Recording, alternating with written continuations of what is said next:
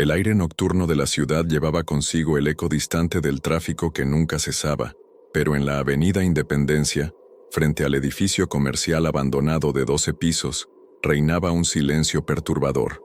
Carmen Solís ajustó la correa de su bolso mientras observaba la imponente estructura de concreto y vidrio que sería su nuevo lugar de trabajo. A los 28 años, después de meses de desempleo, no podía permitirse ser exigente con las ofertas laborales, aunque este trabajo de vigilante nocturna le causara una extraña sensación en el estómago. «Bienvenida al edificio Meridiano», le dijo Roberto Vega, su supervisor, un hombre de mediana edad, con ojeras profundas que delataban años de turnos nocturnos. «No es el trabajo más emocionante del mundo, pero es tranquilo, muy tranquilo». Su sonrisa forzada no logró tranquilizar a Carmen. El edificio lleva vacío 3 años. Los últimos inquilinos se fueron después de, problemas con los contratos de arrendamiento. Roberto le entregó un manojo de llaves y una linterna pesada. «Tu turno es de medianoche a 6 de la mañana.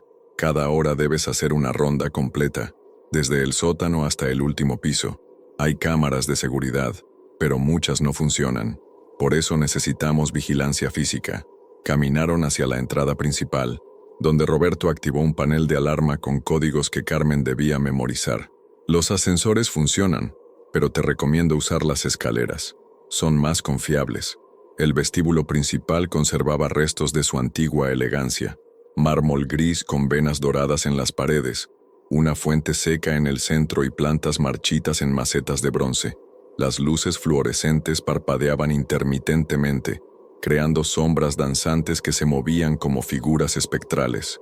Carmen siguió a Roberto hacia el escritorio de seguridad, ubicado estratégicamente para tener vista de la entrada principal y los ascensores. «Los primeros pisos albergaban oficinas administrativas», explicó Roberto mientras le mostraba los monitores de seguridad. «Del cuarto al 7º piso había consultorios médicos y una clínica veterinaria. Los pisos superiores eran oficinas de abogados y contadores». Se detuvo un momento, observando las pantallas donde solo se veían pasillos vacíos bañados en luz artificial. «El 8º piso hasta el 10º están completamente vacíos. El 11º y 12º nunca se terminaron de construir». La primera noche transcurrió sin incidentes notables. Carmen realizó sus rondas puntuales, familiarizándose con la distribución del edificio. Cada piso tenía un diseño similar: un pasillo central con oficinas a ambos lados, baños al fondo y una salida de emergencia. Sin embargo, algunos pisos conservaban muebles abandonados cubiertos por sábanas blancas que parecían fantasmas inmóviles en la oscuridad. Durante la ronda de las 2 de la madrugada, Carmen subió hasta el 7º piso. El aire aquí era diferente, más denso, con un olor persistente a desinfectante mezclado con algo dulzón que no lograba identificar. Las paredes conservaban señalizaciones de la antigua clínica veterinaria: sala de cirugía, área de recuperación, laboratorio. Algunas puertas estaban entreabiertas, revelando espacios vacíos con azulejos blancos en las paredes. Al final de su turno, mientras esperaba a su reemplazo del turno matutino, Carmen se sentía extrañamente agotada. No había ocurrido nada fuera de lo común, pero la sensación constante de soledad y la atmósfera opresiva del edificio habían dejado huella en su ánimo. Roberto llegó puntualmente a las 6, con la misma expresión cansada de siempre. «¿Cómo te fue la primera noche?», preguntó mientras revisaba el libro de registro que Carmen había llenado diligentemente. «Tranquila, como dijiste», respondió ella, guardando la linterna y las llaves. «Aunque el 7º piso tiene una atmósfera extraña». «¿Qué tipo de clínica veterinaria funcionaba ahí?». Roberto se tensó visiblemente, evitando su mirada. «No sé mucho sobre eso. Cerró antes de que yo empezara a trabajar aquí. El dueño se mudó a otro lado». Cambió rápidamente de tema. «Mañana te traeré los manuales de procedimientos y las llaves maestras. Necesitas conocer bien todas las rutas de emergencia». Carmen salió del edificio con la sensación de que Roberto le había ocultado información importante, pero no quiso insistir en su primer día. El sol matutino contrastaba drásticamente con la atmósfera nocturna del edificio, pero no logró disipar completamente la inquietud que se había instalado en su pecho. El tercer día de trabajo comenzó como los anteriores. Carmen había establecido una rutina eficiente. Llegaba 15 minutos antes de medianoche, revisaba los equipos de seguridad, hacía su primera ronda completa al comenzar el turno, y luego rondas cada hora en punto. La familiaridad con el edificio había disminuido su nerviosismo inicial, aunque ciertos pisos, especialmente el séptimo, seguían provocándole una sensación de incomodidad inexplicable. A las 11:55 de la noche, Carmen se encontraba en el quinto piso completando su ronda de medianoche. El edificio parecía aún más silencioso que las noches anteriores, como si incluso los sonidos urbanos externos hubieran decidido respetar la quietud del lugar. Sus pasos resonaban suavemente sobre el linóleo desgastado mientras avanzaba por el pasillo principal, alumbrando con su linterna los rincones donde la luz fluorescente no alcanzaba. Subió las escaleras hacia el séptimo piso exactamente a medianoche. Empujó la puerta pesada que separaba las escaleras del pasillo principal y se detuvo inmediatamente. Al final del corredor, junto a la ventana que daba hacia la avenida, una figura oscura se recortaba contra la tenue luz que se filtraba desde la calle. Era un gato completamente negro, de tamaño mediano, que permanecía inmóvil como una estatua. Su pelaje absorbía la luz de tal manera que parecía un agujero en la realidad, una sombra tridimensional recortada contra el fondo grisáceo del pasillo. Carmen parpadeó varias veces, pensando que sus ojos le jugaban una mala pasada después de tantas horas de vigilancia nocturna. «¿Cómo llegaste hasta aquí?», murmuró, avanzando lentamente hacia el animal. Su linterna proyectó un haz de luz directamente sobre el gato, pero en lugar de la habitual reflexión dorada o verde de los ojos felinos, encontró dos puntos de oscuridad absoluta que parecían absorber la luz. El gato no se movió cuando Carmen se acercó a 5 metros de distancia. No mostró ninguna reacción típica. No arqueó el lomo, no erizó el pelo, no huyó. Simplemente permanecía ahí, observándola con una quietud que resultaba perturbadora. Carmen extendió su mano libre hacia adelante, haciendo el sonido típico para llamar a los gatos. «Ven aquí, pequeño». «¿Cómo entraste al edificio?». En el momento exacto en que pronunció estas palabras, el gato desapareció. No corrió hacia otra habitación, no saltó por una ventana, no se escondió detrás de algún mueble. Simplemente se desvaneció, como si nunca hubiera estado ahí. Carmen se quedó inmóvil durante varios segundos, tratando de procesar lo que acababa de presenciar. Corrió hacia el lugar donde había visto al animal, alumbrando cada rincón con su linterna. No había rastros, ni pelos, ni huellas, ni siquiera una marca en el polvo acumulado del piso. Revisó todas las habitaciones del séptimo piso, abriendo cada puerta, inspeccionando cada espacio donde un gato podría esconderse. La antigua sala de cirugía conservaba una mesa de acero inoxidable en el centro, rodeada de gabinetes empotrados con puertas de cristal. El laboratorio tenía estantes metálicos vacíos y un fregadero manchado. La sala de recuperación contenía jaulas apiladas contra una pared, sus puertas abiertas como bocas hambrientas. Durante el resto de la noche, Carmen no pudo concentrarse completamente en sus tareas. Cada sombra le parecía sospechosa, cada ruido la hacía voltear esperando encontrar al misterioso gato negro. Al completar su turno, no mencionó el incidente a Roberto. No sabía cómo explicar algo que incluso ella misma cuestionaba. ¿Había sido real? ¿Una alucinación provocada por el cansancio y la atmósfera opresiva del edificio? ¿O realmente había un gato vagando por los pasillos abandonados? Si era así, ¿cómo había logrado entrar a un edificio que permanecía cerrado y vigilado las 24 horas del día? Durante los siguientes 5 días, Carmen desarrolló una rutina obsesiva. Cada noche, unos minutos antes de medianoche, se dirigía directamente al séptimo piso y esperaba. No tuvo que esperar mucho para confirmar sus sospechas. El gato negro aparecía exactamente a las 12 en punto, siempre en el mismo lugar, siempre con la misma postura inmóvil. La precisión temporal era inquietante. Carmen había comenzado a cronometrar las apariciones con su teléfono móvil. 0000:00. El gato se materializaba. 00:45. Desaparecía cuando ella intentaba acercarse. La consistencia era absoluta, como si siguiera un programa predeterminado. Intrigada por el misterio, Carmen decidió investigar durante sus horas libres. Su primer destino fue la biblioteca municipal, donde solicitó acceso a los archivos de permisos comerciales y registros de inquilinos del edificio Meridiano. La bibliotecaria, una mujer mayor con lentes gruesos, le ayudó a encontrar las carpetas correspondientes. Edificio Meridiano, Avenida Independencia 1247, leyó Carmen en voz baja mientras revisaba los documentos. Los registros mostraban una sucesión de inquilinos a lo largo de 15 años. Empresas de contabilidad, oficinas de abogados, consultorios médicos diversos. Pero un nombre aparecía repetidamente asociado al séptimo piso. Clínica Veterinaria San Francisco. Dr. Eduardo Mendoza Herrera, director médico. Según los documentos, la clínica había operado durante 7 años consecutivos, un periodo inusualmente largo comparado con otros inquilinos que raramente permanecían más de 2 o 3 años. Carmen encontró algunos recortes de periódico archivados junto con los documentos oficiales. La clínica tenía buena reputación inicialmente, especializada en cirugías complejas y tratamientos experimentales para mascotas de familias adineradas. Sin embargo, los últimos registros mostraban irregularidades, quejas de vecinos por ruidos nocturnos, reportes de olores extraños y, finalmente, una clausura súbita sin explicación oficial. La fecha de cierre coincidía exactamente con el inicio del periodo de abandono del edificio. Esa noche, armada con nueva información, Carmen esperó la aparición del gato con mayor atención al detalle.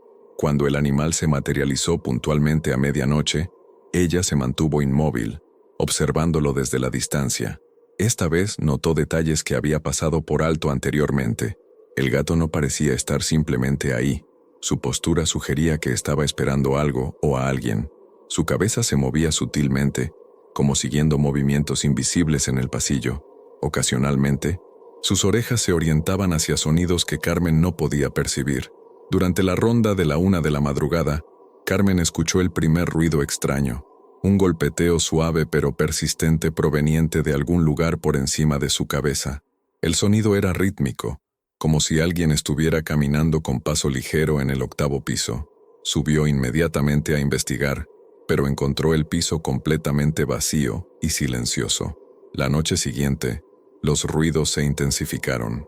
Ya no provenían solo del 8º piso, sino de múltiples ubicaciones, rasguños en las paredes, pasos que se detenían abruptamente cuando ella se acercaba, y ocasionalmente, un sonido que parecía el gemido distante de un animal en dolor.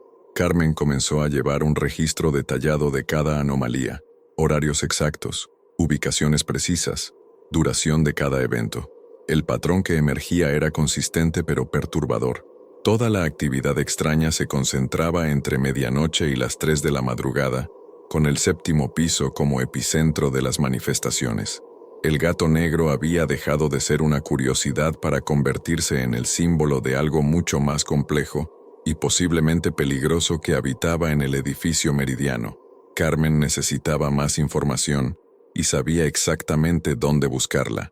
Durante su turno del viernes por la noche, esperó hasta las 5 de la madrugada para abordar a Mauricio Restrepo, el vigilante del turno matutino. Mauricio era un hombre mayor, cercano a la jubilación, que llevaba trabajando en el edificio desde mucho antes de que fuera abandonado. Don Mauricio, le dijo Carmen cuando él llegó para el cambio de turno, necesito preguntarle algo sobre la historia de este edificio. Mauricio se sirvió café de un termo metálico y la miró con expresión cautelosa. ¿Qué quieres saber, muchacha? Sobre la clínica veterinaria del 7º piso. ¿Usted trabajaba aquí cuando funcionaba? El rostro de Mauricio se ensombreció inmediatamente. Tomó un sorbo largo de café antes de responder. Claro que trabajaba aquí. Ojalá no hubiera sido así. Se sentó pesadamente en la silla del escritorio de seguridad. ¿Por qué preguntas sobre esa clínica? Carmen decidió ser directa. He visto cosas extrañas en el 7º piso. Un gato negro que aparece y desaparece. Ruidos que no puedo explicar. Pensé que podría tener relación con el pasado del lugar. Mauricio la estudió durante un largo momento, como evaluando si podía confiar en ella. Finalmente, suspiró profundamente. El doctor Mendoza no era un veterinario común. Al principio parecía profesional, incluso brillante. Su clínica atraía clientes de toda la ciudad porque lograba salvar animales que otros veterinarios consideraban casos perdidos. Pero trabajaba a horas extrañas. Sus luces permanecían encendidas toda la noche. Y los sonidos. Mauricio se estremeció. Aullidos, gemidos, ruidos que helaban la sangre. Cuando preguntaba, él decía que eran procedimientos de emergencia, operaciones complejas que requerían toda la noche. Carmen se inclinó hacia adelante captando cada palabra. ¿Qué pasó con la clínica? Comenzaron las desapariciones, dijo Mauricio en voz baja. Mascotas que llevaban para procedimientos rutinarios y nunca regresaban a casa. El doctor Mendoza siempre tenía explicaciones, complicaciones inesperadas, reacciones adversas a la anestesia, la necesidad de eutanasia de emergencia, pero las familias empezaron a sospechar. Y entonces, una noche, hace 3 años, algo salió terriblemente mal. Escuché gritos que no eran humanos ni completamente animales. Cuando subí a investigar, encontré la clínica destruida como si hubiera ocurrido una batalla. El doctor Mendoza había desaparecido. Nunca más supimos de él. Carmen sintió un escalofrío recorrer su espalda. ¿Qué cree que pasó realmente ahí arriba? Mauricio terminó su café y evitó su mirada. No sé y prefiero no saberlo, pero si tuviera un consejo para darte, sería este. No subas al 7º piso a medianoche. Algunos lugares conservan ecos de lo que ocurrió en ellos, y no todos esos ecos son benignos. Esa noche, contra el consejo de Mauricio, Carmen subió al 7º piso exactamente a medianoche. El gato negro apareció como siempre, pero esta vez algo era diferente. En lugar de permanecer inmóvil en su ubicación habitual, el animal se movió lentamente por el pasillo, deteniéndose frente a la puerta de lo que había sido la sala de cirugía. Carmen lo siguió a distancia prudente. El gato se sentó frente a la puerta cerrada y emitió un sonido suave, no exactamente un maullido, sino algo más parecido a un lamento. Luego, volteó hacia Carmen y la miró directamente por primera vez. Sus ojos no eran negros como había pensado inicialmente. Eran de un color dorado profundo, casi luminoso, llenos de una inteligencia y una tristeza que parecían demasiado humanas para pertenecer a un animal. En ese momento, Carmen comprendió con certeza absoluta que no estaba viendo a un gato común. Estaba en presencia de algo que había permanecido en el edificio mucho después de que debería haber partido. Los equipos de seguridad comenzaron a fallar de manera sistemática durante la siguiente semana. Carmen descubrió que las cámaras del 7º piso registraban anomalías, sombras que se movían sin fuente aparente, cambios súbitos en la iluminación y, ocasionalmente, formas difusas que aparecían por una fracción de segundo antes de desvanecerse. Roberto llegó una mañana con un técnico para revisar los sistemas. Probablemente sea la humedad, explicó mientras observaban las grabaciones distorsionadas. Este edificio tiene problemas de filtración desde hace años, pero Carmen notó la expresión preocupada en su rostro cuando revisó las imágenes más extrañas. El gato había comenzado a aparecer en otros pisos. Carmen lo encontró en el 5º piso el martes, en el 8º el miércoles y en el sótano el jueves. Cada aparición seguía el mismo patrón temporal, exactamente a medianoche, pero la ubicación cambiaba impredeciblemente. Lo más inquietante era que las apariciones parecían seguir una ruta específica, como si el animal estuviera realizando sus propias rondas de vigilancia. Durante la aparición del miércoles en el 8º piso, Carmen hizo un descubrimiento perturbador. El gato había dejado huellas, no sobre el piso sino en la pared, marcas de patas claramente visibles en el yeso, como si hubiera caminado verticalmente por la superficie. Las huellas formaban un sendero que comenzaba en el piso y subía hasta el techo, donde desaparecían completamente. Carmen fotografió las marcas con su teléfono, pero las imágenes salían borrosas sin importar cuántas veces lo intentara.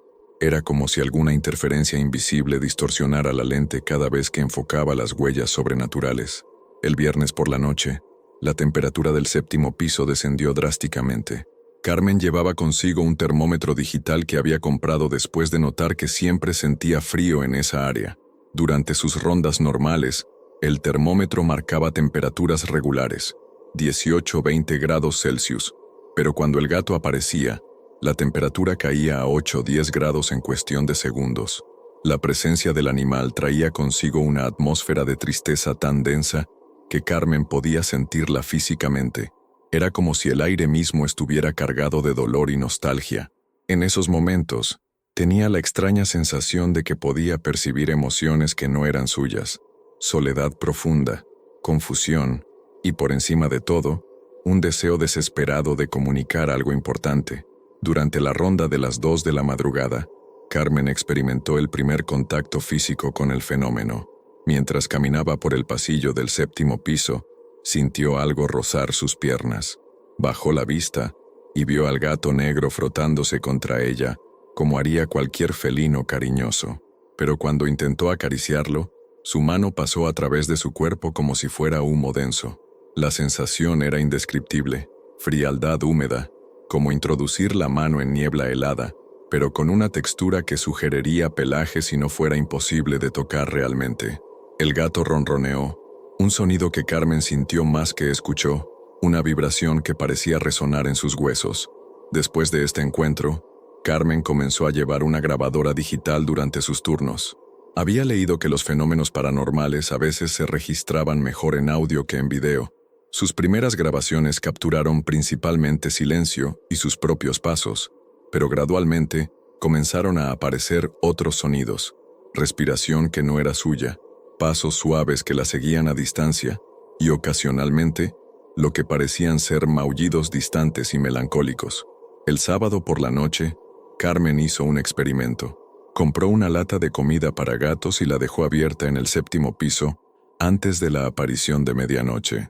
Cuando el gato se materializó, se dirigió directamente hacia la comida, la olfateó y luego la miró con una expresión de gratitud tan humana que Carmen sintió lágrimas formarse en sus ojos. El animal no podía comer la comida. Era imposible para él interactuar físicamente con el mundo material, pero el gesto había sido comprendido y apreciado. Por primera vez desde el inicio de estas extrañas experiencias, Carmen sintió que estaba estableciendo una verdadera comunicación con la presencia que habitaba el edificio. Carmen dedicó su fin de semana a investigar exhaustivamente los archivos municipales, registros médicos públicos y hemerotecas digitales. Su búsqueda se centró en el doctor Eduardo Mendoza Herrera, y lo que descubrió superó sus peores temores sobre lo que había ocurrido en la clínica veterinaria. Eduardo Mendoza había graduado con honores de la Universidad Nacional, especializándose en cirugía veterinaria y medicina experimental animal. Sus primeros años profesionales fueron ejemplares. Trabajó en clínicas de prestigio, publicó artículos en revistas especializadas y desarrolló técnicas quirúrgicas innovadoras que salvaron cientos de vidas animales. Sin embargo, algo cambió drásticamente en su carrera cuando abrió su clínica privada en el edificio Meridiano. Los registros académicos mostraban que había solicitado repetidamente permisos para realizar investigaciones experimentales con animales, solicitudes que fueron consistentemente denegadas por los comités de ética debido a la naturaleza invasiva de sus propuestas. Carmen encontró testimonios perturbadores en los archivos del colegio veterinario. Varios colegas habían presentado quejas formales contra Mendoza, alegando que había comenzado a expresar ideas extrañas sobre la trascendencia del dolor animal y la posibilidad de liberar el espíritu animal a través de procedimientos extremos. Un expediente particularmente revelador contenía la denuncia de la doctora Patricia Morales, quien había trabajado brevemente como asistente en la clínica antes de renunciar abruptamente.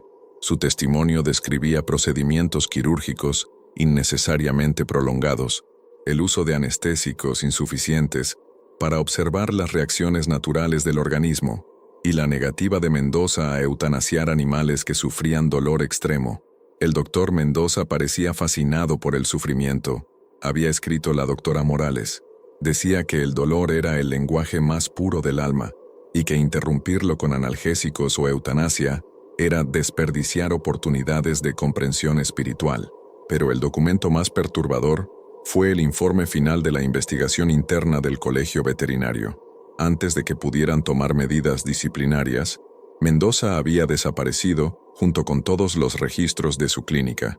Su último acto registrado había sido la adopción de un gato negro de un refugio local, un animal que describió en sus notas como el sujeto perfecto para el experimento definitivo. El gato se llamaba Sombra. Carmen leyó este nombre con escalofríos recorriendo su espalda.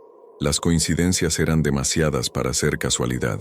El gato negro que aparecía cada noche en el 7º piso tenía que ser Sombra, y su presencia en el edificio significaba que el experimento definitivo del Dr. Mendoza había terminado de la manera más terrible posible.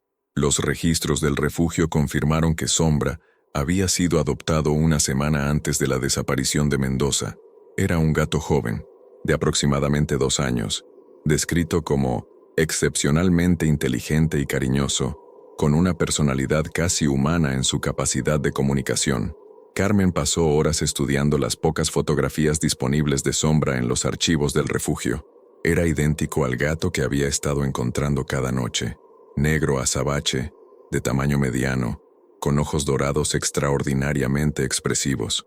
Pero en las fotografías se veía vivo, sano, lleno de la curiosidad y vitalidad típicas de un felino joven. El contraste con la presencia melancólica y espectral que había estado observando era desgarrador. Sombra había sido víctima de los experimentos obsesivos de Mendoza, y su espíritu permanecía atrapado en el lugar donde había sufrido y muerto. Esa noche, Carmen subió al 7º piso con un peso nuevo en el corazón. Cuando Sombra apareció a medianoche, ella se acercó lentamente y se arrodilló a unos metros de distancia. «Hola, Sombra», dijo suavemente. «Sé quién eres. Sé lo que te pasó». El gato la miró con una intensidad que trascendía la muerte. Por primera vez, no desapareció cuando ella se acercó. En lugar de eso, se movió hacia ella y se sentó directamente frente a Carmen, como si hubiera estado esperando durante años que alguien pronunciara su nombre y reconociera su historia.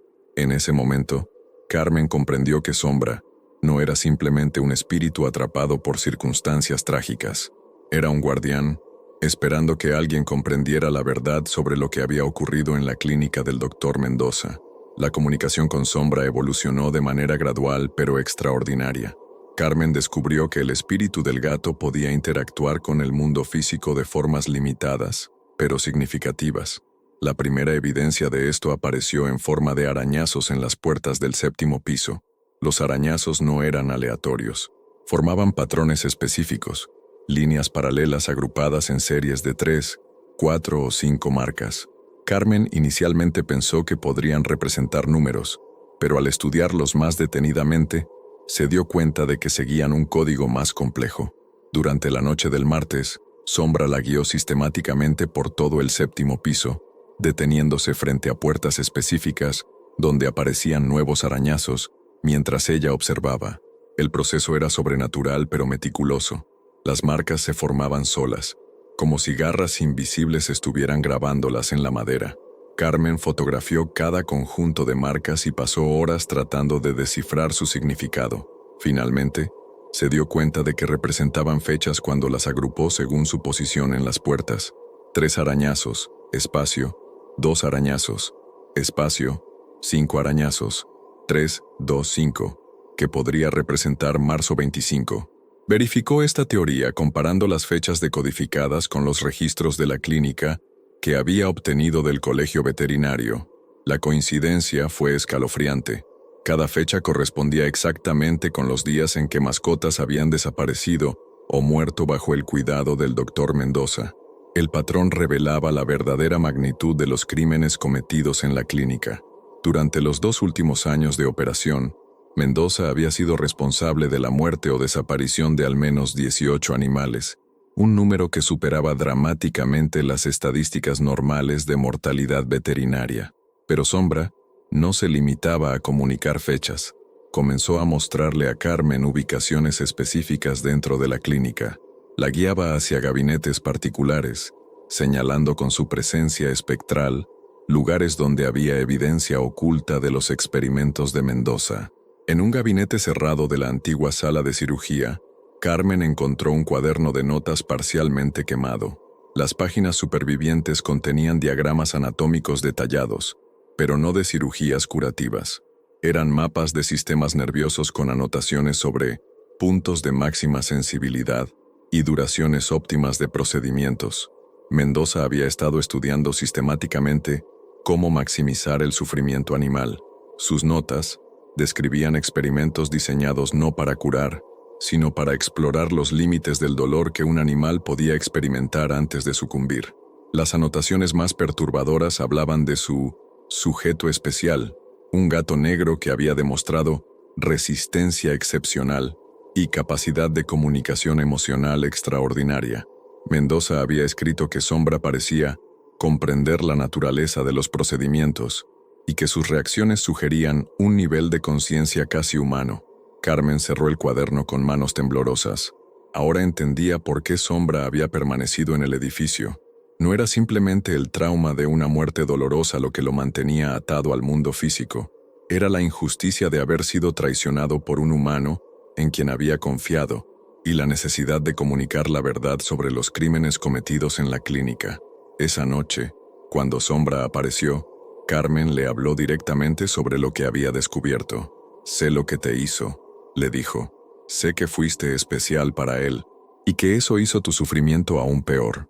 La respuesta de Sombra fue inmediata y emotiva. Su forma espectral se volvió más sólida, más definida, como si las palabras de Carmen hubieran fortalecido su capacidad de manifestarse. Por primera vez, emitió un sonido claramente audible, un maullido largo y melancólico que contenía años de dolor acumulado. Carmen extendió su mano hacia él, y aunque no podía tocarlo físicamente, sintió una conexión emocional profunda. En ese momento comprendió que Sombra no solo quería que conociera su historia, quería que hiciera algo al respecto. La clave para entender completamente lo que había ocurrido en la clínica se encontraba en el lugar más obvio, escondida en el propio séptimo piso. Sombra comenzó a guiar a Carmen hacia una pared específica en la antigua sala de cirugía, una pared que parecía idéntica a todas las demás, pero que evidentemente contenía secretos. Durante varias noches, Carmen observó cómo Sombra se comportaba de manera diferente cerca de esta pared. Caminaba de un lado a otro frente a ella, ocasionalmente alzándose sobre sus patas traseras como si tratara de alcanzar algo invisible. Su comportamiento sugería que había algo importante detrás de la superficie aparentemente sólida. Carmen comenzó a examinar la pared meticulosamente. Era de yeso blanco estándar, pero al golpearla suavemente con los nudillos, notó que ciertas secciones producían un sonido hueco. Había un espacio oculto detrás del yeso. Utilizando una linterna potente, Carmen inspeccionó cada centímetro de la superficie hasta encontrar una fisura casi imperceptible que corría verticalmente por aproximadamente 1 metro. La fisura estaba hábilmente disimulada con masilla y pintura, pero era claramente una puerta o panel de acceso sellado. El miércoles por la noche, Carmen trajo herramientas básicas, un martillo pequeño y un cincel que había comprado en una ferretería. Trabajó cuidadosamente para abrir el panel sellado, consciente de que estaba alterando evidencia que podría ser importante para alguna investigación futura. El panel cedió después de 1 hora de trabajo meticuloso. Detrás, reveló un compartimiento oculto de aproximadamente 1 metro de ancho por 2 metros de alto. Carmen dirigió su linterna hacia el interior y descubrió un tesoro macabro de evidencias que Mendoza había intentado ocultar antes de su desaparición.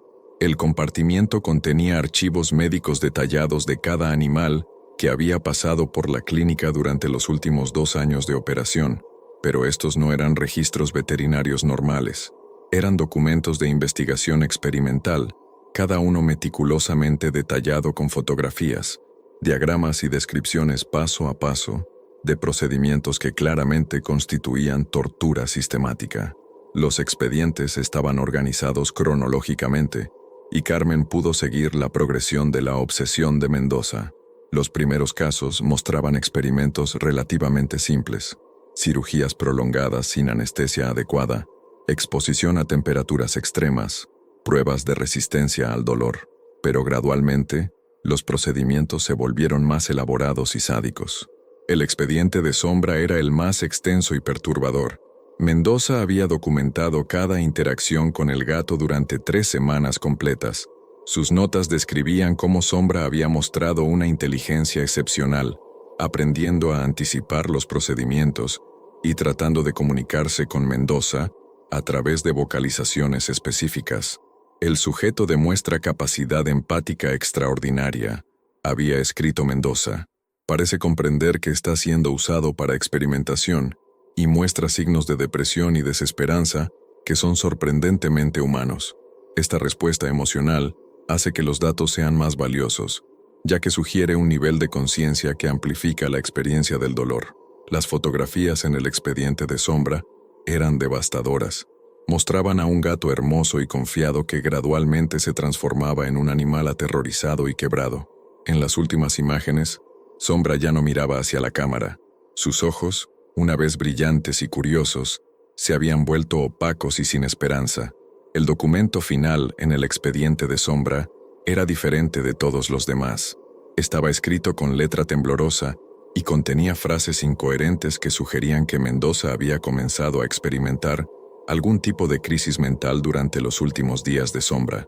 El sujeto me está mirando incluso cuando no está en la habitación, había escrito. Puedo sentir sus ojos en la oscuridad. Sus vocalizaciones han cambiado. Ya no son súplicas de ayuda, son acusaciones. Me está juzgando. La entrada final, fechada 3 días antes de la desaparición de Mendoza, era apenas legible. Ha encontrado una manera de comunicarse después del procedimiento final. Esto no debería ser posible. Los muertos no pueden hablar, pero Sombra está hablando, y no está solo. Carmen cerró el expediente con lágrimas en los ojos. Ahora entendía completamente por qué Sombra había permanecido en el edificio y por qué su presencia se había vuelto más fuerte con el tiempo. No era simplemente el espíritu de una víctima buscando paz. Era el guardián de todas las víctimas de Mendoza, asegurándose de que sus muertes no fueran olvidadas y que eventualmente se hiciera justicia. Cuando Sombra apareció esa noche, Carmen lo esperaba con una comprensión completamente nueva de su historia. He visto todo, le dijo. Sé exactamente lo que te hizo, y sé que no fuiste su única víctima. La respuesta de Sombra fue inmediata y poderosa. Su forma se solidificó más que nunca antes, y por primera vez, Carmen pudo ver detalles específicos de su apariencia, las marcas donde había sido afeitado para los experimentos, las pequeñas cicatrices que mapeaban su sufrimiento, pero también la dignidad inquebrantable en su postura que la tortura no había logrado destruir. Sombra se acercó a Carmen y, aunque no podía tocarlo físicamente, ella sintió la calidez de su presencia como una presión suave contra sus piernas. En ese momento, comprendió que el gato no solo quería que conociera su historia, quería su ayuda para liberar a todas las víctimas de Mendoza que permanecían atrapadas en el edificio junto con él. La revelación de la historia completa de Sombra despertó en Carmen memorias que había mantenido enterradas durante años. Esa noche, después de su turno, se sentó en su apartamento con una taza de té y permitió que los recuerdos emergieran. Cuando tenía 8 años, Carmen había tenido un gato negro llamado Noctámbulo. Era un animal extraordinariamente inteligente y cariñoso que parecía comprender sus emociones mejor que muchas personas de su entorno. Noctámbulo había aparecido en su vida durante un período particularmente difícil. Sus padres atravesaban un divorcio complicado y el gato se había convertido en su principal fuente de consuelo emocional. La conexión entre Carmen y Noctámbulo había sido especial. El gato parecía saber instintivamente cuándo ella necesitaba compañía, apareciendo en su habitación durante las noches cuando lloraba o cuando escuchaba a sus padres discutir. Tenía la costumbre de ronronear contra su pecho hasta que se quedaba dormida, como si supiera exactamente qué hacer para calmar su ansiedad infantil. La pérdida de Noctámbulo había sido devastadora. Un día, simplemente no regresó a casa. Carmen pasó semanas buscándolo por todo el vecindario, pegando carteles y preguntando a los vecinos. Nunca descubrió qué le había ocurrido, pero la experiencia le enseñó que los animales podían desaparecer sin explicación, dejando un vacío emocional que permanecía durante años. Ahora, casi 20 años después, las similitudes entre Noctámbulo y Sombra eran imposibles de ignorar. Ambos eran gatos negros con personalidades extraordinariamente expresivas. Ambos habían demostrado una capacidad inusual para la comunicación emocional, y ambos habían sufrido destinos trágicos que los habían separado prematuramente de quienes los amaban. Carmen comenzó a comprender que su trabajo en el edificio Meridiano no era una coincidencia. De alguna manera, Sombra había reconocido en ella a alguien que podía entender su pérdida, porque había experimentado una similar. El espíritu del gato había estado esperando a una persona que pudiera ver más allá de la superficie de su manifestación paranormal y reconocer el alma sufriente que había detrás. Esa noche, Carmen subió al 7º piso con una nueva perspectiva sobre su relación con Sombra. Cuando el gato apareció a medianoche, ella se sentó en el suelo y comenzó a hablarle sobre Noctámbulo. «Yo también perdí a un gato negro», le dijo. «Se llamaba Noctámbulo, y era mi mejor amigo cuando era niña. Nunca supe qué le pasó, pero siempre pensé que si hubiera podido elegir habría preferido quedarse conmigo». La reacción de Sombra fue inmediata y emotiva. Se acercó a Carmen y se sentó directamente frente a ella, mirándola con una intensidad que trascendía la muerte. Por primera vez desde que había comenzado a manifestarse, emitió un ronroneo audible, un sonido profundo y melancólico que llevaba consigo años de dolor, pero también gratitud por ser finalmente comprendido. Carmen continuó hablando, compartiendo memorias específicas de Noctámbulo, cómo dormía acurrucado en su almohada, cómo la seguía por la casa como un perro leal, cómo parecía saber exactamente cuándo ella necesitaba consuelo. Con cada memoria compartida, la presencia de Sombra se volvía más sólida y definida. Gradualmente, Carmen comenzó a percibir emociones que no eran suyas. Era como si Sombra estuviera compartiendo sus propios recuerdos, la felicidad de sus primeros días en el refugio, la esperanza cuando Mendoza lo había adoptado, la confusión creciente cuando los tratamientos médicos comenzaron a volverse dolorosos, y finalmente, el terror y la traición de comprender que la persona en quien había confiado lo estaba torturando deliberadamente. Pero junto con el dolor, Carmen también percibió algo más, una determinación férrea que había mantenido a Sombra anclado al mundo físico. No era solo su propio sufrimiento lo que lo mantenía atrapado, era la responsabilidad que sentía hacia todas las otras víctimas de Mendoza, especialmente aquellas que no habían tenido la oportunidad de comunicar su historia. «No estás solo aquí, ¿verdad?», preguntó Carmen. «Hay otros contigo». La confirmación llegó inmediatamente. La temperatura del pasillo descendió drásticamente, y Carmen comenzó a percibir otras presencias en la periferia de su visión, sombras que se movían suavemente, formas que sugerían otros animales sin definirse completamente. Sombra no era el único espíritu atrapado en el edificio. Era el líder de una comunidad de víctimas que habían permanecido juntas después de la muerte. Carmen comprendió que había sido elegida no solo para conocer la historia de Sombra, sino para ayudar a liberar a todas las víctimas de Mendoza. El gato había estado esperando durante años a alguien que pudiera ver más allá del mundo físico y comprender que algunos daños trascienden la muerte, requiriendo reparación antes de que las almas puedan encontrar paz. La conexión emocional establecida entre Carmen y Sombra actuó como un catalizador para intensificar dramáticamente la actividad paranormal en todo el edificio meridiano. Durante la siguiente semana, fenómenos que habían sido sutiles e intermitentes se volvieron imposibles de ignorar.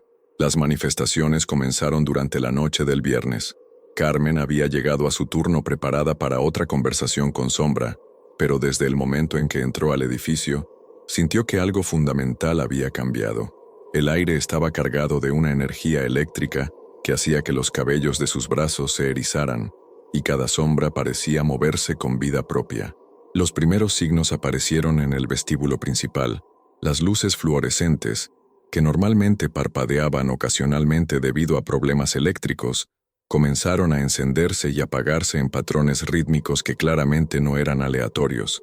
Carmen cronometró las secuencias y descubrió que seguían un patrón Morse básico, repitiendo constantemente las mismas 3 letras, S, O, S. Los ascensores, que Roberto había advertido que eran poco confiables, comenzaron a moverse solos.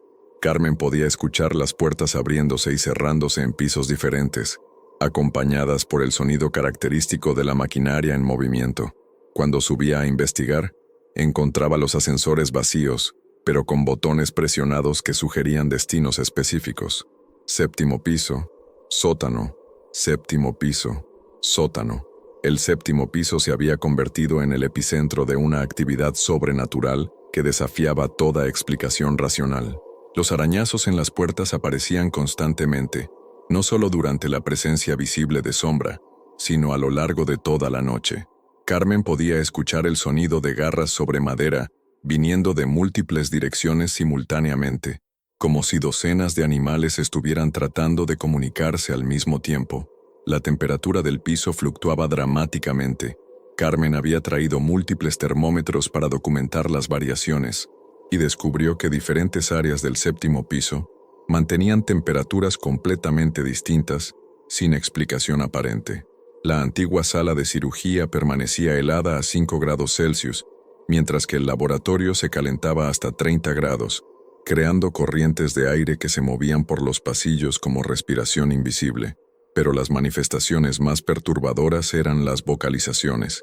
Carmen comenzó a escuchar maullidos, ladridos, chillidos y otros sonidos animales que provenían de todas las direcciones. No eran los sonidos de animales vivos, tenían una calidad etérea, como si vinieran de muy lejos o estuvieran filtrados a través de múltiples capas de realidad. Los sonidos seguían patrones emocionales claros. Durante las primeras horas de la noche, tendían a ser melancólicos y nostálgicos, maullidos suaves que sonaban como lamentos, gemidos bajos que expresaban dolor persistente, pero hacia las 3 de la madrugada se volvían más urgentes y demandantes, como si los espíritus estuvieran tratando de comunicar algo específico e importante. Carmen comenzó a grabar todo con su teléfono móvil y una grabadora digital que había comprado específicamente para documentar los fenómenos. Las grabaciones confirmaron que los sonidos eran reales y no alucinaciones auditivas, pero también revelaron elementos que no había percibido en tiempo real. Al reproducir las grabaciones a velocidad reducida, Carmen descubrió que algunos de los maullidos contenían patrones que se asemejaban al habla humana. Era como si los espíritus animales estuvieran tratando de formar palabras, utilizando las únicas vocalizaciones disponibles para ellos para comunicar conceptos que requerían lenguaje humano. El sábado por la noche, la actividad alcanzó un nivel que Carmen no había experimentado anteriormente. Sombra apareció como siempre a medianoche, pero esta vez no estaba solo. Carmen podía ver claramente las formas espectrales de otros animales, varios gatos de diferentes colores y tamaños, al menos 2 perros pequeños, y lo que parecían ser conejos, y un pájaro. Los espíritus se movían por el séptimo piso en una procesión organizada, como si estuvieran realizando sus propias rondas de vigilancia. Cada uno se detenía en ubicaciones específicas, como si estuviera mostrando a Carmen dónde había sufrido o muerto. La coordinación entre ellos era evidente. No eran simplemente almas perdidas vagando sin propósito, sino una comunidad organizada con Sombra como líder claramente reconocido.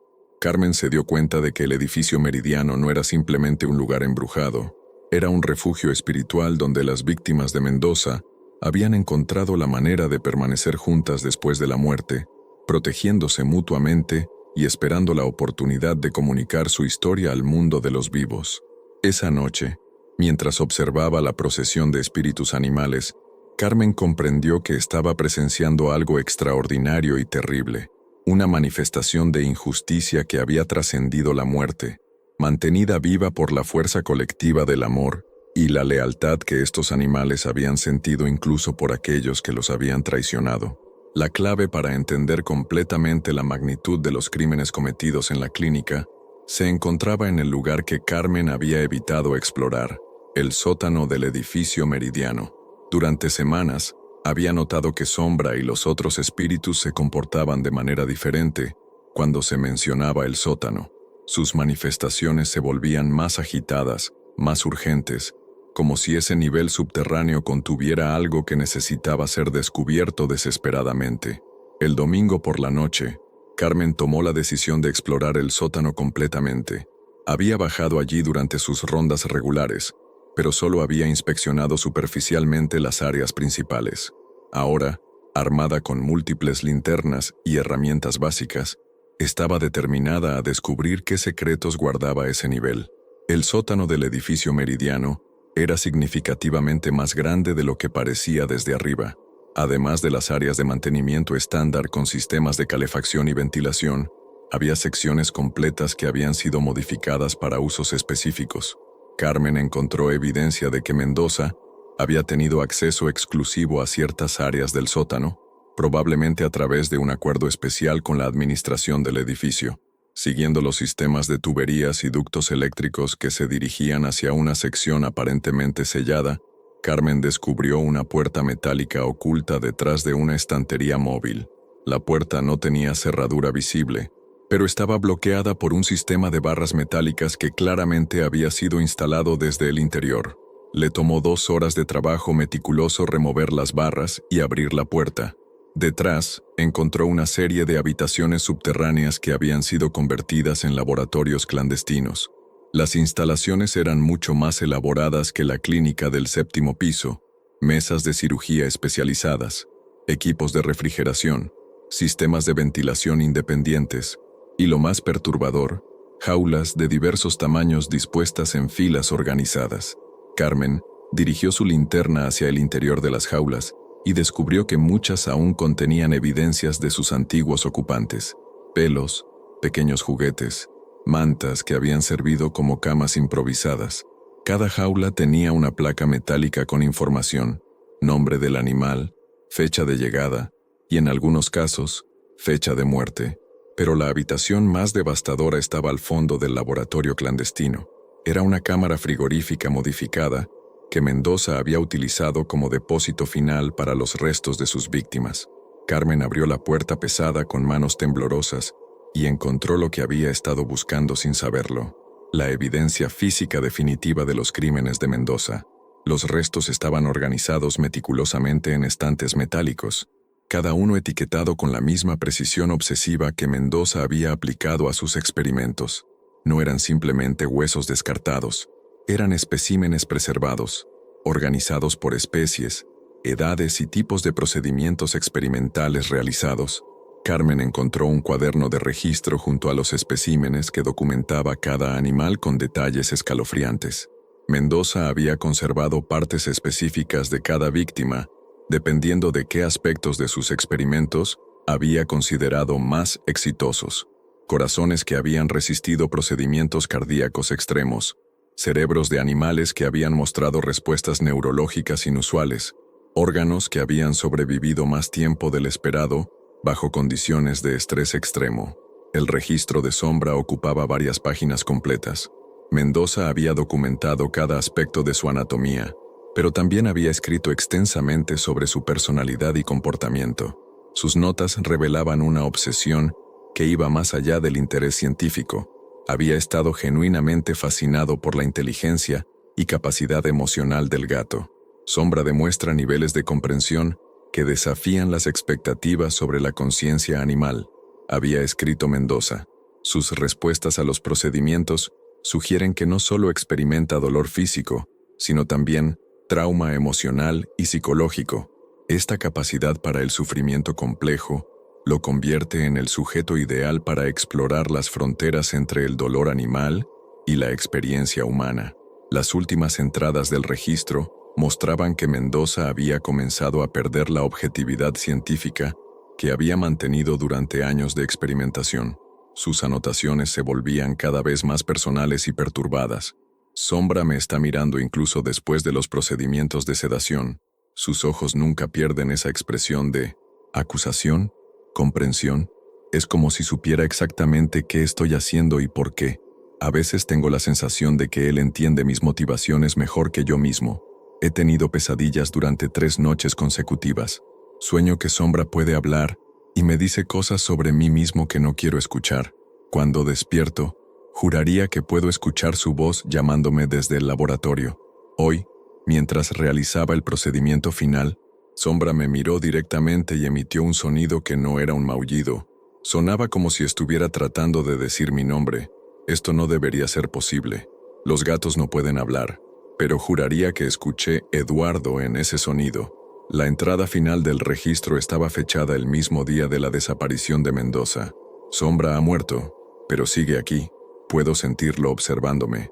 Puedo escuchar sus pasos en el laboratorio durante la noche. Los otros también están aquí. Todos mis sujetos experimentales me están esperando. Creo que quieren que me una a ellos. Carmen cerró el cuaderno con lágrimas corriendo por sus mejillas. Ahora entendía completamente lo que había ocurrido en los laboratorios clandestinos del Dr. Mendoza. No había sido simplemente un veterinario que había perdido su ética profesional. Había sido un hombre que había comenzado una exploración obsesiva del sufrimiento animal y había terminado destruyendo su propia cordura al confrontar las consecuencias emocionales de sus acciones. Pero también entendía por qué Sombra y los otros espíritus habían permanecido en el edificio. Sus restos físicos seguían aquí, en este depósito macabro, sin recibir el entierro digno que merecían. Estaban atrapados entre el mundo de los vivos y el de los muertos, incapaces de encontrar paz mientras sus cuerpos permanecieran como trofeos de los experimentos de Mendoza. Cuando Carmen regresó al 7º piso, encontró a Sombra esperándola junto con todos los otros espíritus animales. Por primera vez, podía verlos claramente como individuos.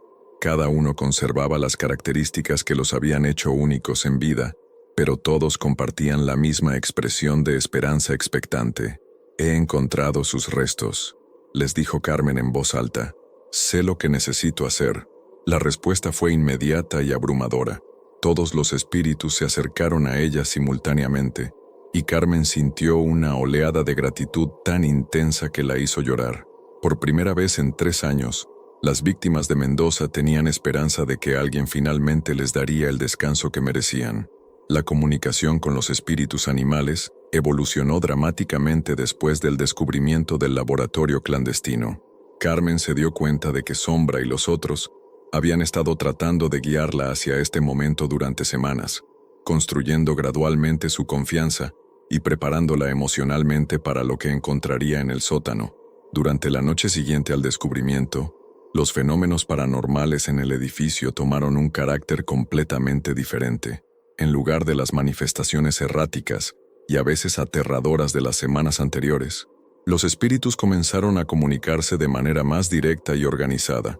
Sombra se convirtió en el intermediario principal entre Carmen y el grupo de espíritus, utilizando una combinación de movimientos físicos, cambios de temperatura y manipulación de objetos pequeños. Logró transmitir mensajes complejos que Carmen aprendió a interpretar gradualmente. El primer mensaje fue claro. Necesitaban que sus restos fueran removidos del laboratorio clandestino y recibieran un entierro apropiado. Pero la solicitud era más compleja de lo que Carmen había anticipado inicialmente. Los espíritus no querían simplemente ser enterrados. Querían que sus muertes fueran conocidas y que la verdad sobre los experimentos de Mendoza fuera revelada al mundo. Carmen comenzó a planificar cómo lograr esto sin exponerse legalmente. Técnicamente, había estado entrando sin autorización a áreas restringidas del edificio y removiendo evidencia de lo que claramente constituían crímenes, aunque los crímenes fueran antiguos y el perpetrador hubiera desaparecido. Necesitaba encontrar una manera de involucrar a las autoridades apropiadas sin incriminarse a sí misma. Su solución fue crear una denuncia anónima que dirigiera a las autoridades hacia el laboratorio clandestino. Pero antes de hacer esto, quería asegurarse de que tenía toda la información posible sobre lo que había ocurrido en la clínica. Los espíritus parecían comprender su dilema y comenzaron a proporcionarle información adicional de maneras cada vez más sofisticadas. Sombra la guiaba hacia ubicaciones específicas donde Mendoza había escondido documentos adicionales. Carmen encontró diarios personales, correspondencia con proveedores de equipos médicos especializados, e incluso fotografías que Mendoza había tomado de algunos de sus experimentos. La evidencia documental revelaba que Mendoza no había estado trabajando completamente solo. Había mantenido correspondencia con otros individuos que compartían sus intereses en la experimentación animal extrema. Algunos de estos contactos eran veterinarios de otras ciudades que habían proporcionado consejos técnicos. Otros eran simplemente personas que parecían disfrutar leyendo sobre sus experimentos. Carmen se dio cuenta de que el caso de Mendoza podría ser más amplio de lo que había imaginado inicialmente. Los documentos sugerían la existencia de una red informal de personas involucradas en crueldad animal sistemática, utilizando posiciones profesionales legítimas como cobertura para actividades criminales. Pero los espíritus tenían otra preocupación que se volvió evidente gradualmente. No todos los animales que habían muerto en el laboratorio de Mendoza estaban presentes como espíritus en el edificio. Carmen comenzó a comprender que algunos habían logrado seguir adelante después de la muerte, mientras que otros permanecían atrapados. Los que permanecían atrapados compartían características específicas. Habían sido los animales más inteligentes y emocionalmente complejos, aquellos que habían formado vínculos afectivos más fuertes con humanos antes de ser traicionados por Mendoza. Su capacidad para amar y confiar había sido precisamente lo que los había hecho más vulnerables al trauma, y ese mismo trauma era lo que ahora les impedía encontrar paz. Sombra había asumido el papel de protector y líder de estos espíritus más vulnerables. Carmen se dio cuenta de que el gato había sacrificado su propia oportunidad de encontrar paz para cuidar de los otros, manteniéndolos unidos y esperando que eventualmente llegara alguien que pudiera ayudarlos a todos. Esta revelación añadió una dimensión emocional aún más profunda a la situación. Carmen comprendió que no estaba simplemente ayudando a espíritus atrapados a encontrar paz. Estaba facilitando un acto de amor y sacrificio que Sombra había mantenido durante años, negándose a abandonar a sus compañeros de sufrimiento. Durante las conversaciones nocturnas con los espíritus, Carmen desarrolló un plan detallado. Primero, documentaría meticulosamente todo lo que había encontrado en el laboratorio clandestino, creando un registro fotográfico y escrito que pudiera ser entregado a las autoridades. Segundo, contactaría a organizaciones de protección animal que tuvieran la experiencia y recursos legales para manejar un caso de esta magnitud. Tercero, trabajaría con un veterinario forense para asegurar que los restos de los animales fueran tratados con respeto y dignidad. Los espíritus expresaron su aprobación de este plan a través de manifestaciones positivas, temperaturas cálidas, luces suaves y sonidos que por primera vez parecían contener esperanza en lugar de dolor. Carmen se sintió abrumada por la responsabilidad, pero también honrada de haber sido elegida para esta tarea. Sin embargo, había una complicación que los espíritus le comunicaron gradualmente. No todos los elementos sobrenaturales en el edificio estaban de su lado. Había otra presencia en el edificio, una fuerza que se oponía activamente a sus esfuerzos por encontrar paz y justicia. El primer intento de Carmen de remover evidencia del laboratorio clandestino se encontró con una resistencia que no había anticipado. Había planificado trabajar durante su turno nocturno del martes, empacando cuidadosamente los documentos y fotografías más importantes para entregarlos a las autoridades al día siguiente. Pero cuando descendió al sótano con cajas y materiales de empaque, descubrió que la puerta del laboratorio clandestino estaba completamente bloqueada, no con las barras metálicas que había removido anteriormente, sino con algo invisible pero completamente sólido. Era como si una barrera de fuerza invisible hubiera sido colocada frente a la entrada. Carmen empujó contra la resistencia invisible, pero era completamente inmovable. Podía ver el interior del laboratorio claramente, pero no podía avanzar más allá del umbral. La sensación era similar a presionar contra una pared de vidrio grueso, excepto que no había nada visible que causara la obstrucción. Mientras luchaba contra la barrera invisible, la temperatura del sótano comenzó a fluctuar dramáticamente. Secciones específicas se volvían heladas mientras que otras se calentaban hasta niveles incómodos. Carmen se dio cuenta de que estaba presenciando algún tipo de conflicto sobrenatural entre fuerzas opuestas. Sombra apareció a su lado, su forma más sólida y definida de lo que había estado nunca, pero su comportamiento era completamente diferente. En lugar de la presencia calmada y melancólica que Carmen había llegado a conocer, Sombra estaba agitado y alerta, como un gato enfrentando una amenaza desconocida. La explicación llegó gradualmente a través de manifestaciones que Carmen tardó horas en interpretar completamente.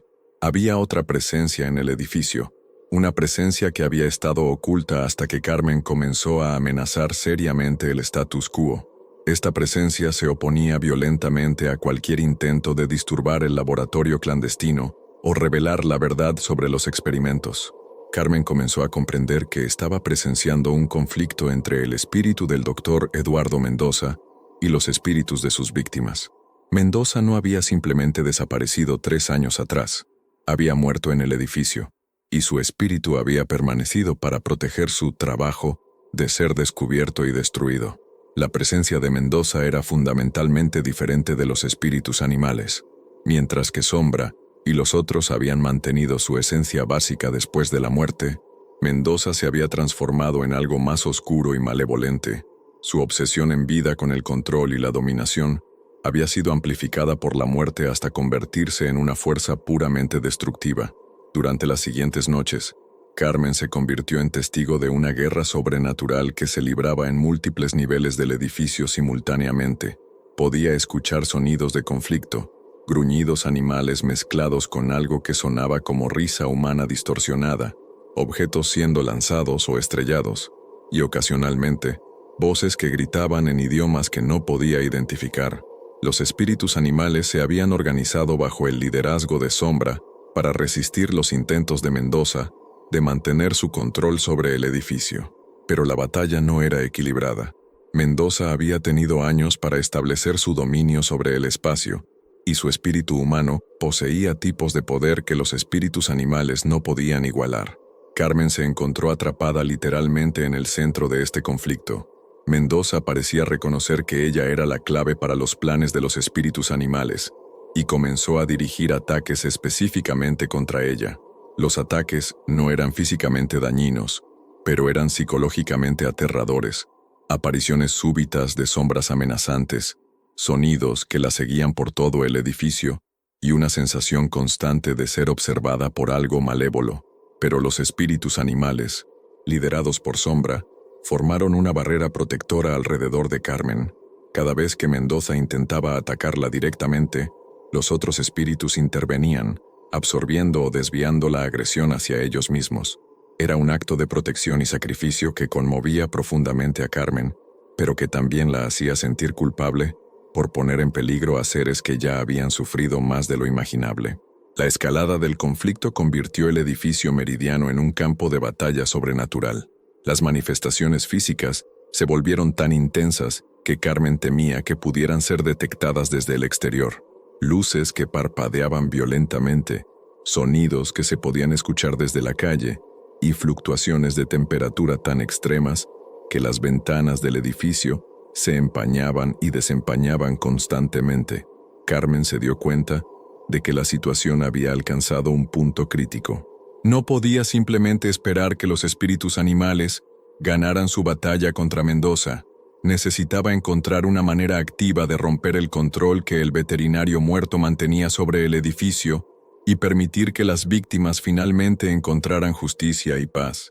Pero para hacer esto, tendría que confrontar directamente al espíritu de Eduardo Mendoza, un encuentro que podría poner en riesgo no solo su seguridad física, sino también su cordura y posiblemente su alma. La guerra sobrenatural en el edificio meridiano alcanzó su punto culminante durante la noche del viernes. Carmen había decidido que no podía permanecer como observadora pasiva, mientras los espíritus que había llegado a amar se sacrificaban para protegerla. Era momento de tomar un papel activo en la resolución del conflicto.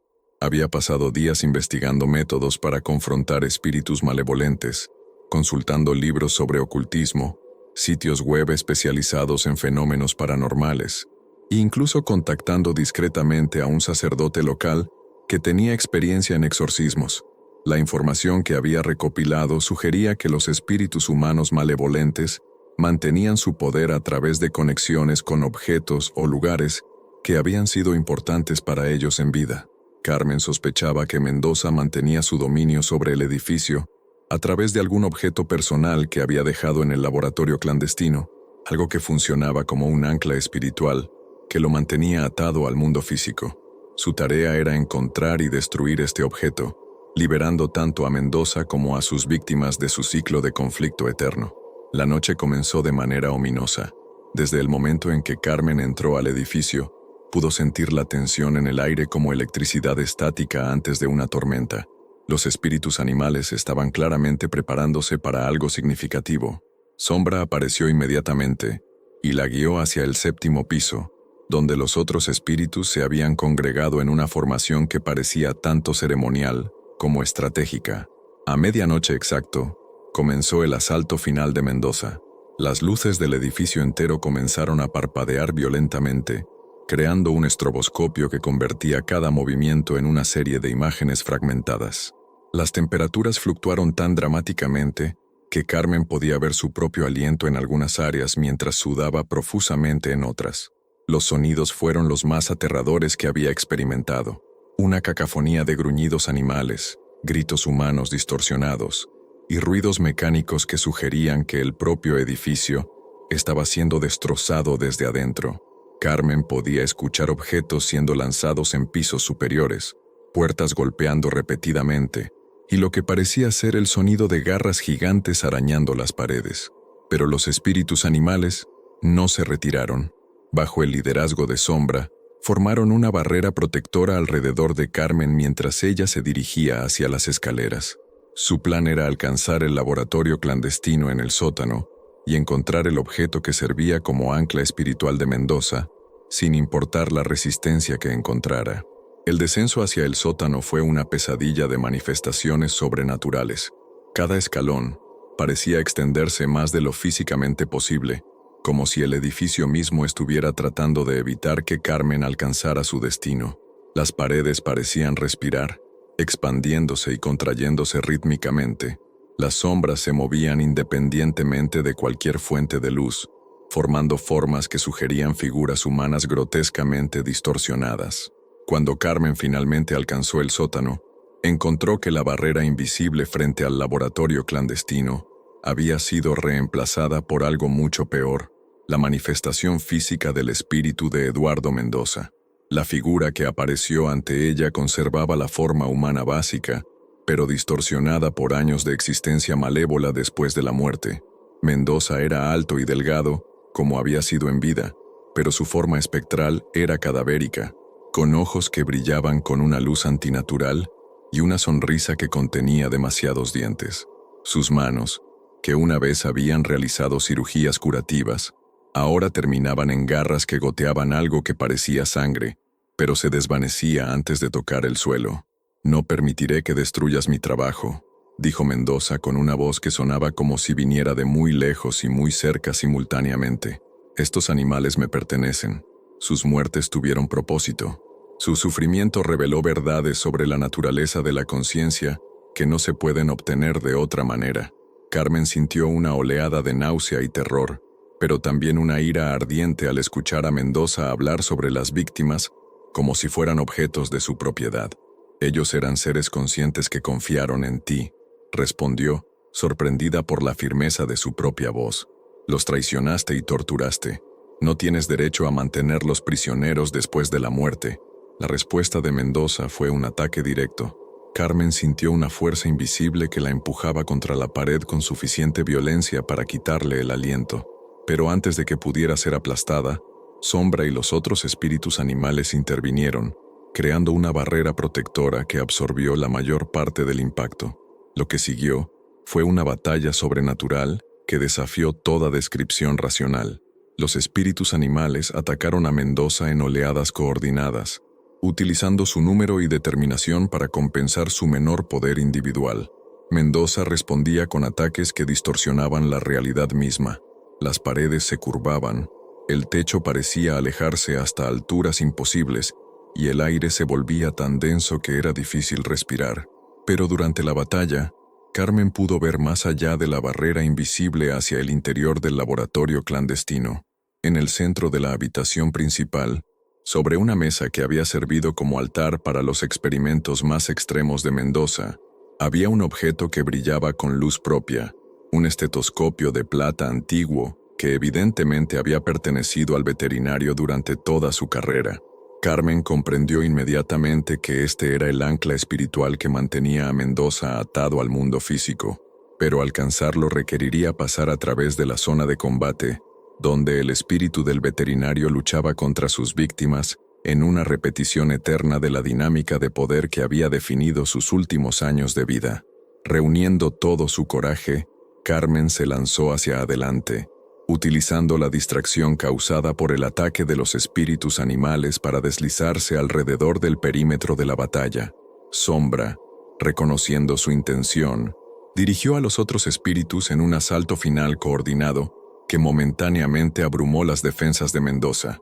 Carmen alcanzó el estetoscopio y lo tomó con ambas manos. El metal estaba helado al tacto, pero también vibraba con una energía eléctrica que la hizo gritar de dolor.